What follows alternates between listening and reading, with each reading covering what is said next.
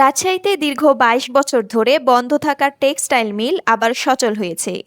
প্রাণ আরএফএলের বিনিয়োগে গড়ে উঠেছে আধুনিক শিল্প প্রতিষ্ঠান, কর্মসংস্থান হয়েছে হাজারো মানুষের।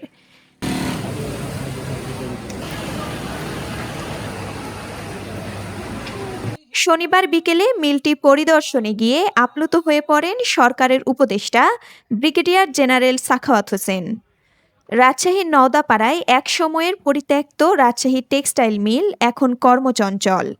প্রাইভেট পাবলিক পার্টনারশিপের আওতায় ২০২৩ সালের ডিসেম্বরে বিটিএমসির কাছ থেকে দায়িত্ব নেয় প্রাণ আরএফএল গ্রুপ।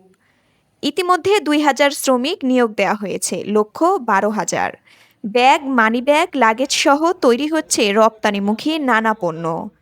পরিদর্শনে এসে উপদেষ্টা সাখাওয়াত হোসেন বলেন, আমি আনন্দিত নই, আপ্লুত। কর্মসংস্থান দেখছি। একসময় যেখানে রাজশাহীর মানুষকে চাকরির জন্য ঢাকা চট্টগ্রাম ছুটতে হতো, এখন কাজ এসে পৌঁছেছে তাদের দুয়ারে। এই ফ্যাক্টরি আপনাদেরকে চিন্তা করে দেখেন,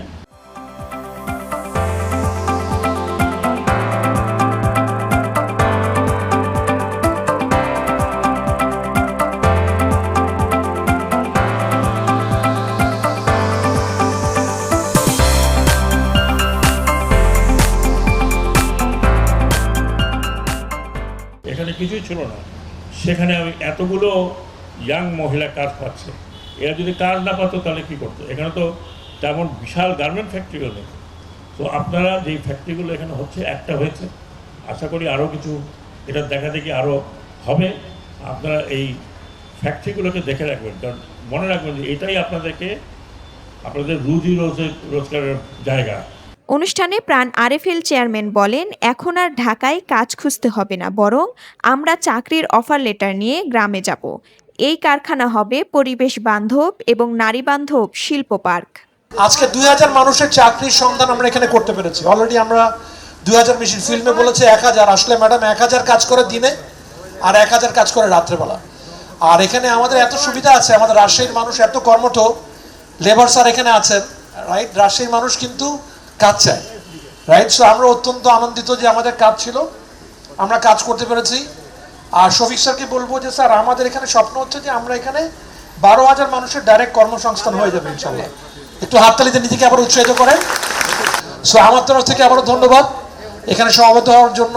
আমি আমার সরকারকে ধন্যবাদ জানাই, আমি আমার অ্যাডভাইজার স্যারকে ধন্যবাদ জানাই, আমি আমাদের মন্ত্রণালয়কে ধন্যবাদ জানাই যে আমরা আমাদের কাজের সুযোগ ফেরত পেয়েছি এবং আমরা কাজ করছি, দেশ এগিয়ে যাচ্ছে। দীর্ঘ ২ যুগ পর রাজশাহীর শিল্পাঞ্চলে প্রাণ ফিরে এসেছে। কারখানা আর শুধু উৎপাদনের কেন্দ্র নয়, এখন তা হয়ে উঠেছে মানুষের স্বপ্ন বোনার স্থান। এই উদ্যোগ সফল হলে দেশের উত্তরাঞ্চলে শিল্পের নতুন দিগন্ত উন্মোচিত হবে, এমনটাই আশা করছেন সংশ্লিষ্টরা। চলে তালা, হাজার হাজার মানুষ হারায় তাদের জীবিকার উৎস। দোকানদার, পরিবহন শ্রমিক, সেবা প্রদানকারী সহ গ্রস্ত হয়। এর অর্থনৈতিক প্রভাব ছিল ব্যাপক হতাশাজনক।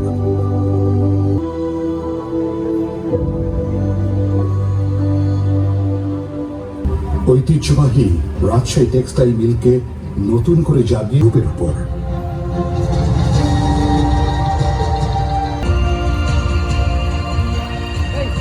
মিল থেকে মুছে ফেলে নতুন যন্ত্রপাতির শব্দে মুখরিত হয়ে ওঠে মিলটি। প্রবেশ করে সচ্ছল জীবনের আশা নিয়ে। বর্তমানে আমাদের কারখানা তাদের পদচারণায় মুখরিত হয়ে উঠছে টেক্সটাইল মিলটি নতুন উদ্যমে। রাজশাহীতে এই ফ্যাক্টরিটা খোলায় আমি অনেক খুশি। আমার কি বারো ছিল, এই জায়গায় মিল ছিল, তখন আমার বাপ এখানে কাজ করতো, কিন্তু হঠাৎ করে যখন মিলটা বন্ধ হয়ে যায় আমরা দেখছি বাবার হতাশা, কষ্টে আমরা তো অনেক জায়গায় লাগবো না। আর এই ফ্যাক্টরিটা খোলার কারণে রাজশাহীতে অনেক মেয়ে আমার মতো স্বাবলম্বী হয়ে উঠছে। সম্পূর্ণ প্রজেক্ট বাস্তবায়িত হলে আগামী ২ বছরের মধ্যে ১২,০০০ মানুষের সবাই ভালো স্বাস্থ্য সেবা পাবে এবং স্থানীয় অর্থনীতি আবার। উত্তরভূমি, রাজশাহী। ইন্ডাস্ট্রিয়াল পার্কের কথা মাথায় রেখে তৈরি করা হচ্ছে। প্রাকৃতিক জলাধার, সৌর বিদ্যুতের ব্যবহার সঠিক রক্ষায় গুরুত্বপূর্ণ ভূমিকা রাখবে। আগামী কয়েক বছরের মধ্যেই এই বয়ে আনবে প্রয়োজনীয় বৈদেশিক মুদ্রা।